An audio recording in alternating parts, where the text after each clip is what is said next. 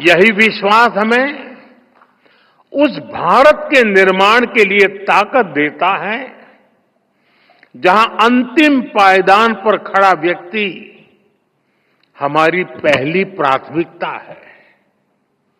साथियों, शिवगिरी मठ से जुड़े लोग और संत जन भी जानते हैं कि श्री नारायण गुरु में और शिवगिरी मठ में मेरी कितनी अगाध आस्था रही है। मैं भाषा तो नहीं समझ पा रहा था, लेकिन पूज्य सच्चिदानंद जी जो बातें बता रहे थे वो पुरानी सारी बातें याद कर रहे थे और मैं भी देख रहा था कि उन सब बातों पर आप बड़े भाव विभोर होकर के उसके साथ जुड़ जाते थे। और मेरा सौभाग्य है कि मठ के पूज्य संतों ने हमेशा मुझे अपना स्नेह दिया है। मुझे याद है 2013 में, तब तो मैं गुजरात में मुख्यमंत्री था, जब केदारनाथ में प्राकृतिक आपदा आई थी, तब शिवगिरी मठ के कई पूज्य संत वहां फंस गए थे, कुछ भक्तजन भी फंस गए थे। शिवगिरी मठ ने वहां फंसे लोगों को सुरक्षित निकालने के लिए भारत सरकार का संपर्क नहीं किया था। प्रकाश जी बुरा मत मानना। शिवगिरी मठ ने, मैं एक राज्य का मुख्यमंत्री था, मुझे आदेश दिया और इस सेवक पर भरोसा किया कि भाई ये काम तुम करो। और ईश्वर कृपा से सभी संत, सभी भक्तजन को सुरक्षित में ला पाया था। साथियों, वैसे भी मुश्किल समय में हमारा सबसे पहला ध्यान उसकी ओर जाता है जिसे हम अपना मानते हैं, जिस पर हम अपना अधिकार समझते हैं। और मुझे खुशी है कि आप अपना अधिकार मुझ पर समझते हैं।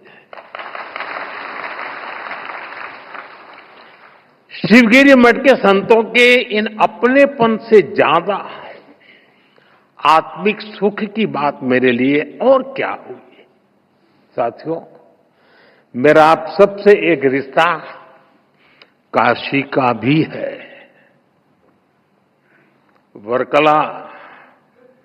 वर्कला को सदियों से दक्षिण की काशी भी कहा जाता है।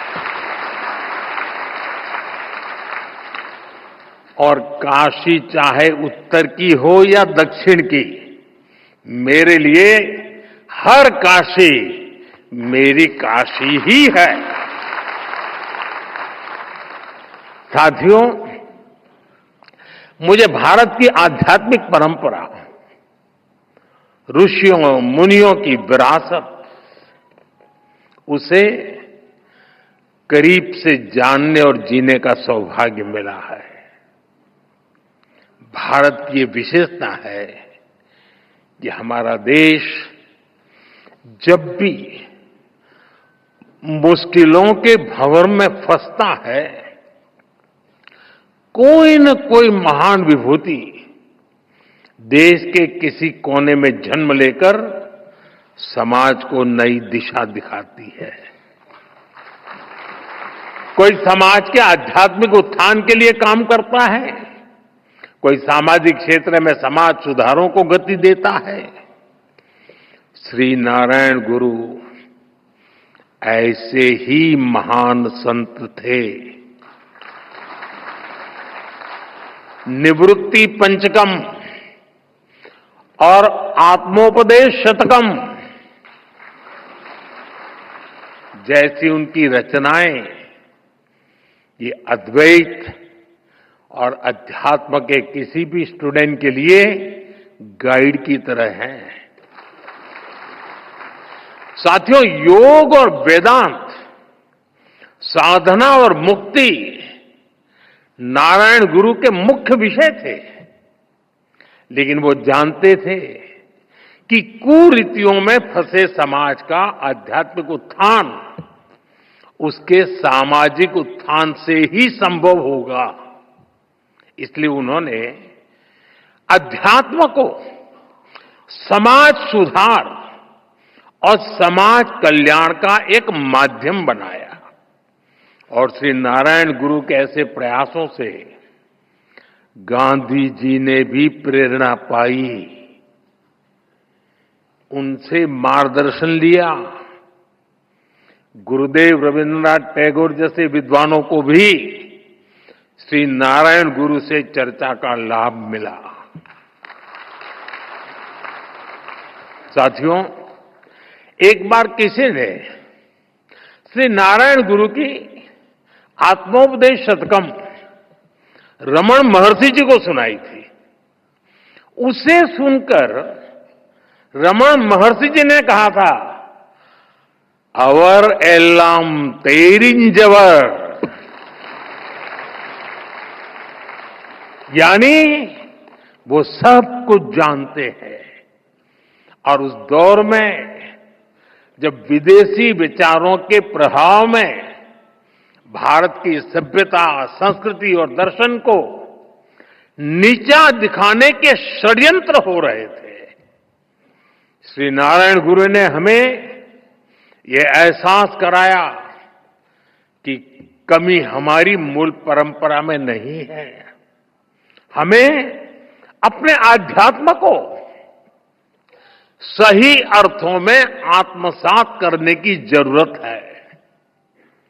हम नर में श्री नारायण को, जीव में शिव को देखने वाले लोग हैं। हम द्वैत में अद्वैत को देखते हैं। हम भेद में भी अभेद देखते हैं। हम विविधता में भी एकता देखते हैं। साथियों, आप सभी जानते हैं, श्री नारायण गुरु का मंत्र था, ओरु जाति, ओरु मतम, ओरु देवम, मनुष्यनु।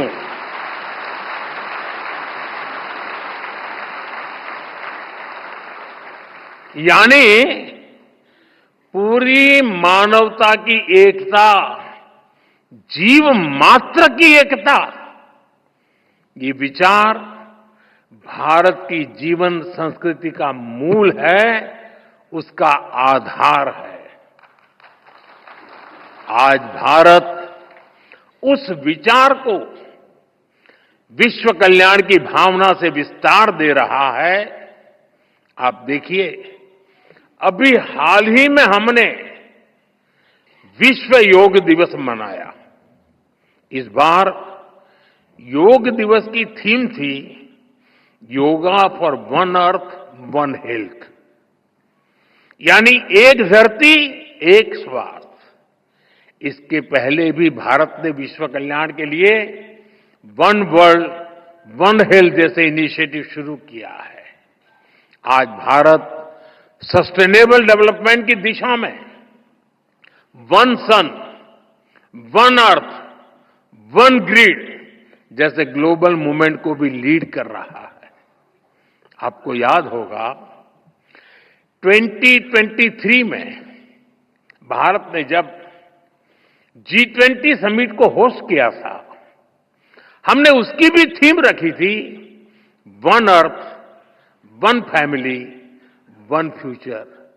हमारे इन प्रयासों में वसुधैव कुटुंबकम की भावना जुड़ी हुई है।